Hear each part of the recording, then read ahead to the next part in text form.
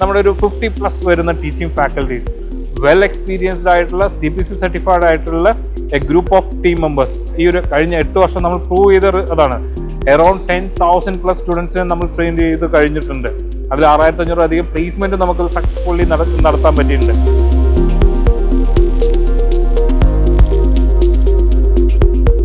Medical കോഡിങ്ങും hotel ഷെഫും തമ്മിൽ എന്തെങ്കിലും ബന്ധമുണ്ടോ? എന്താ ഈ ഒരു ചോദ്യം കൊണ്ട് ഉദ്ദേശിച്ചെന്ന് നിങ്ങൾ ചിന്തിക്കുന്നുണ്ടോ? ഞാനൊരു എക്സാമ്പിളായിട്ട് പറയാം. ഹോട്ടലിൽ ബിരിയാണി കഴിക്കാൻ പോകുന്നത് നല്ല ഒരു ഹോട്ടലാണ് നമ്മളെപ്പോഴും പ്രിഫർ ചെയ്യാറുള്ളത്. അപ്പോൾ ഞാനൊരു കോഴിക്കോട്ടുകാരനോട് പറയാം, നമ്മളെപ്പോഴും കോഴിക്കോട് ബിരിയാണിക്ക് ഫേമസ് ആണ്, പക്ഷേ നമ്മളെപ്പോഴും പാരഗണാണ് ഫസ്റ്റ് പ്രിഫറൻസ് ആയിട്ട് നിൽക്കുന്നത്. അതെന്തുകൊണ്ടായിരിക്കും? നമുക്കറിയാം ഒരുപാട് ഹോട്ടൽസ് കാലിക്കറ്റ് ഉണ്ട്, അല്ലെങ്കിൽ ഫേമസ് അല്ല പറഹമത്ത്, ഒരുപാട് ഹോട്ടൽസ് ഉണ്ട്. പക്ഷേ നമ്മൾ പ്രിഫറൻസ് കൊടുക്കുന്ന ചില ഹോട്ടൽസ് ഉണ്ട്. അവിടുത്തെ ബിരിയാണി അല്ലെങ്കിൽ അവിടുത്തെ ഫുഡിനാവും നമ്മൾ പ്രിഫറൻസ് കൊടുക്കുന്നുണ്ടാവും. എല്ലാ ഹോട്ടലും കിട്ടുന്നത് ബിരിയാണിയാണ്, അല്ലെങ്കിൽ എല്ലാ സ്ഥലത്തും കിട്ടുന്നത് ബിരിയാണിയാണ്. പക്ഷേ എന്താവും ഒരു ഡിഫറൻസ് വരുന്നത്? അവിടെ വരുന്ന ഒരു ഇമ്പോർട്ടൻ്റ് ആയിട്ടുള്ള കാര്യമാണ് ഷെഫ്, അല്ലെങ്കിൽ അത് കുക്ക് ചെയ്യുന്ന രീതി, അല്ലെങ്കിൽ കുക്ക് ചെയ്യുന്ന ആൾക്ക് വളരെ ഇമ്പോർട്ടൻ്റ് ആണ് അല്ലേ. ഞാനത് പറഞ്ഞു വന്നത് നമ്മുടെ മെഡിക്കൽ കോഡിങ്ങിലേക്ക് ഒന്ന് കണക്ട് ചെയ്യാൻ വേണ്ടിയിട്ടാണ്. നമുക്കറിയാം ഈ ഒരു കൊറോണയ്ക്ക് ശേഷം ഇൻഡസ്ട്രി ഭയങ്കരമായിട്ട് വളർന്നു. ഏകദേശം നോക്കുകയാണെങ്കിൽ നിങ്ങൾ ഗൂഗിൾ ചെയ്താൽ മതി ഈ ഒരു കാര്യം. 2030 വരെ, അതായത് നെക്സ്റ്റ് ഇനി 6 വർഷത്തോളം ഈ ഒരു ഇൻഡസ്ട്രി മെഡിക്കൽ കോഡിംഗ് എന്ന് പറയുന്ന ഇൻഡസ്ട്രി ഹെൽത്ത് കെയർ മേഖലയിൽ ഓരോ വർഷം 8 മുതൽ 9% വരെ ഇൻഡസ്ട്രി ഗ്രോത്ത് എടുക്കുന്നുണ്ട്. ഇത് വെറുതെ പറയുന്നില്ല, നിങ്ങൾക്ക് ഗൂഗിൾ ചെയ്ത് നോക്കാം. ഞാൻ ബ്ലൈൻഡായിട്ട് പറയുന്നില്ല, വെരിഫൈഡ് ആയിട്ടുള്ള ഡാറ്റ വെച്ചിട്ടുള്ള ഒരു റിപ്പോർട്ടാണ് പറയുന്നത്. അപ്പോൾ അത്രയും ഗ്രോത്ത് വരുന്നൊരു ഇൻഡസ്ട്രിയാണ്. സോ അതിനനുസരിച്ച് തന്നെ ജോബ് ഓപ്പർച്യൂണിറ്റീസും വരുന്നുണ്ട്. നിങ്ങൾ നമ്മുടെ തന്നെ യൂട്യൂബ് ചാനലിലും ഒക്കെ കണ്ടിട്ടുണ്ടാവും. 5000 വേക്കൻസി, 1000 വേക്കൻസി, 200 വേക്കൻസി ഓരോ ഡ്രൈവിനും വരുന്നുണ്ട്. പക്ഷേ നമ്മൾ നോക്കേണ്ടത് എത്രമാത്രം വെൽ എക്യുപ്ഡ് ആണ്. അല്ലെങ്കിൽ ഞാൻ നേരത്തെ പറഞ്ഞ ബിരിയാണി എന്നുള്ളത് ഒരു ഔട്ട്പുട്ടാണ്, റിസൾട്ട് വരുന്നതാണ്.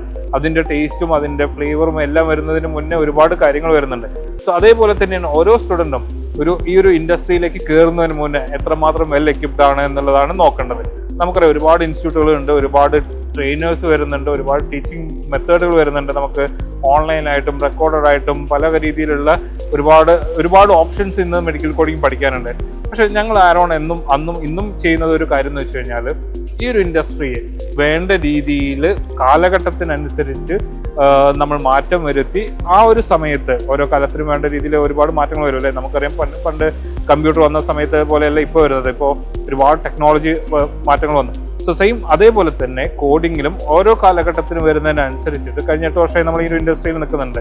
അതിനനുസരിച്ച് മാറ്റങ്ങൾ വരുത്തി ആ ഒരു സ്റ്റുഡൻറ്റ് കോഡിങ് പഠിച്ചിറങ്ങുന്ന സമയത്ത് ആ ഒരു കമ്പനിക്ക് വേണ്ട രീതിയിലേക്ക് ആക്കി കഴിഞ്ഞാൽ മാത്രമായിരിക്കും അവർക്ക് അതിനനുസരിച്ചുള്ള ഈ ഒരു ഓപ്പർച്യൂണിറ്റീസ് എടുത്ത് കരിയർ ഗ്രോത്ത് എടുക്കാൻ പറ്റുന്നുണ്ടോ. ഞാൻ പറഞ്ഞു വന്നത് നമ്മുടെ ഒരു ടീമിൻ്റെ സ്ട്രെങ്ത് കൂടിയാണ് ഞാൻ ഈ ഒരു സമയത്ത് നിങ്ങൾക്ക് എക്സ്പ്ലെയിൻ ചെയ്യാൻ ഉദ്ദേശിക്കുന്നത്.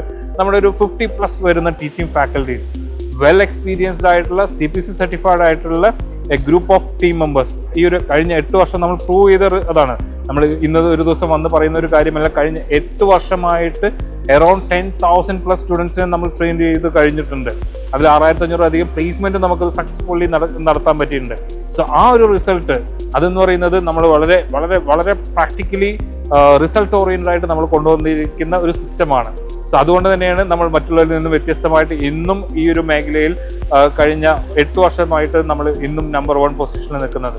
സോ ഏതൊരു വിദ്യാർത്ഥി ഇപ്പോൾ ഡിഗ്രി എല്ലാം കഴിഞ്ഞ് എക്സാം നടന്നുകൊണ്ടിരിക്കുകയാണെന്ന് എനിക്ക് തോന്നുന്നു. സോ ഇത് കഴിഞ്ഞ് നിങ്ങളൊരു കരിയറിലേക്ക് എപ്പോഴും സ്വിച്ച് ചെയ്യാൻ നോക്കുന്ന ഒരുപാട് കോഴ്സസ് നമ്മൾ സെർച്ച് ചെയ്യാറുണ്ട്.